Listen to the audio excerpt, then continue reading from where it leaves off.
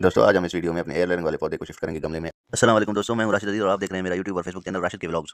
दोस्तों ये शहतूत का पौधा है जिसको मैंने 4 फरवरी 2026 को एयरलाइन किया था। अभी आप देख सकते हैं इसकी जड़ें कामयाबी से निकल आई हैं। कामयाबी से निकलने के बाद हम इसको नीचे से काटेंगे। ये देख सकते हैं आप, मैं इसको नीचे से काट रहा हूँ, इसी तरीके से काटना है।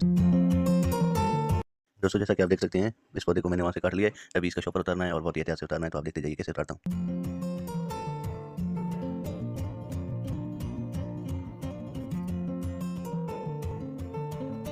दोस्तों अभी हम इसको गमले में रखने लगे हैं। गमले में मेरे मिट्टी में कोकोमीट भी मिक्स है और गोबर का खाद भी मिक्स है और रेतीली मिट्टी है। अभी मैं इसको तसल्ली से इधर रखूंगा।